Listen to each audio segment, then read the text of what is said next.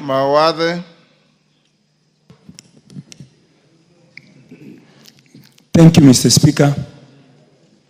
Mr. Speaker, I just want to beseech and encourage the CS that there is a formula that can be a win-win formula. Without going into the details, Mr. CS, as recommended by one of my colleagues, you can find a way to still release 22% and the 10% from the fuel levy fund from other sources, but not necessarily Kera. That way we can repair all these roads that have been affected by the rain. Mr. Speaker, in the ongoing communication and negotiation, I am sure we can find a win-win situation where the CS can release the funds back to us and the governors can sign a consent to release the funds back to us, and the parliament leadership is aware of the formula, and with your guidance, Bwana CS, I am sure these funds will be released to us as soon as possible. We are urging you to please release these funds to 22% and 10% back to the members, please. Yes, member from Meru at the back. Yes. Honorable. Thank you, Mr. Speaker. I'm Honorable Karido, the MP Gembe Central. Gembe Central, I've been to your place. Yes. Thank you, Mr. Speaker. Yes. And you are welcome back again to Gembe Central. Mr. Speaker, thank you for giving me this opportunity. I want to encourage and to make it clear to the CS. I think most of us are not new in this country, and we are moving around our counties every day, and we have seen what Kera has done. There is no other fund, especially on loans, which is doing what Kera has done, touching every common person, and even the inner loans that goes to the rural areas, which are dependent upon by our people for survival, in feeding their products and even for movements. Therefore, I encourage the CS to move with the fast and make sure that our 22 and 10% funds remains intact, and they are relayed to the counties, to the general managers for the Kera, so that they come to our constituencies. Because right now, after these rains, most of our areas are impassable, especially in my area of Gembe Central. There are two sub-counties, and one sub-county is completely unconnected. Without Kera funds to repair those roads, they will remain in Kumekucha. They cannot move out from their areas to the towns and to the major centers. Therefore, I encourage the Speaker, the CS, to release those funds so that our people can survive. Thank you, Mr. Speaker. Nabi Nabwera. Thank you, Mr. Speaker. CS, listening to you, other than lamenting and encouraging mediation, I've not seen a solution to the collapsed roads in Lugari constituency.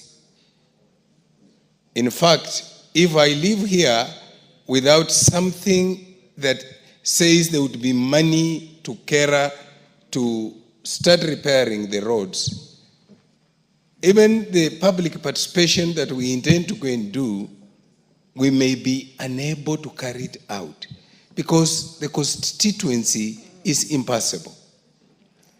My question is basic. When you have a basket or a granary and you are requested that we want some bags of maize from that granary, and the granary has paddocks,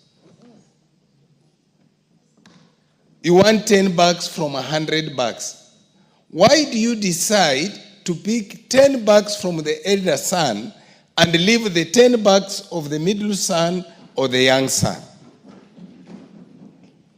Secondly, I would really like to know from UCS, if you have traveled across this country,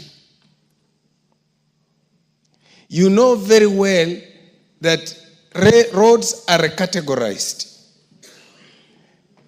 The Kera roads, which are national government roads, if you securitize money, the way the memo for the 10% to the Kera reads, leaving them with 482,000, in where I have kilometers ranging to 184 Kera roads.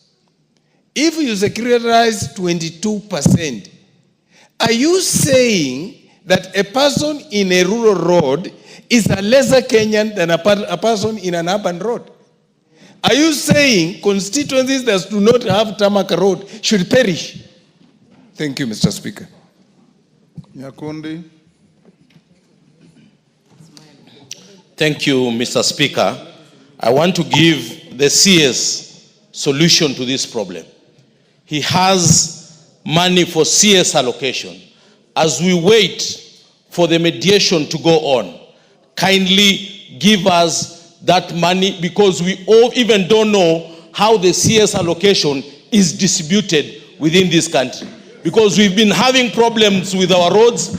We come to your office and we get no solution. We get no money to solve those small roads. Number two, 10% and 22% of this money, the 10% and 22%, kindly don't dare touch it, because this is the money that is solving the problem that we have at home of small roads. So kindly don't dare touch it. Lastly, there is money that is normally given out because of public participation. The Budget and Appropriations Committee normally moves around the country. It has come to a point that we have demonetized these small roads to a point that any small road is seen like it's not supposed to be there. It's money that is going to someone's pocket. These roads are meant to serve our people. You will get a bridge of 10 million. And once you put the 10 million, it looks like there is someone who wants to eat the 10 million Kenya shillings. Let us not demonize this money. Point made. Thank you, Mr. Speaker. Kiamba. Thank you, Honorable Speaker and the CS for this forum. I think there was a good rationale why we had Kera and Kura. I don't know whether the rationale has changed. And I think one of the rationale was to have the problem of roads solved as fast as possible. When we get all this money and collect it at the national level, in my constituency, I only have less than 20 kilometers of tarmac road. If we do away with this Kera, are you saying people in Makwiny should just stop living, selling and buying, waiting for what they do not know? So I'm requesting the PS to be considerate. Institutions are not collapsed overnight. Institutions are built with a rationale, and if they have to stop, there has to be good rationale. Thank you. GK. Thank you, Honorable Speaker. Let me say I am a happy man today, now that the Cabinet Secretary is here in the House to listen to the sentiments of my colleagues. Honorable Speaker, the questions that are being raised here today, Cabinet Secretaries, are the questions that are asked as chair. Yet, I don't have the answers, or the buck does not stop with me as chair. The buck stops with the executive, and you are the representative. So, Cabinet Secretary, I picked two issues that I'll be happy to hear your response on. One, the mediation. When do you intend to call for this mediation? If you can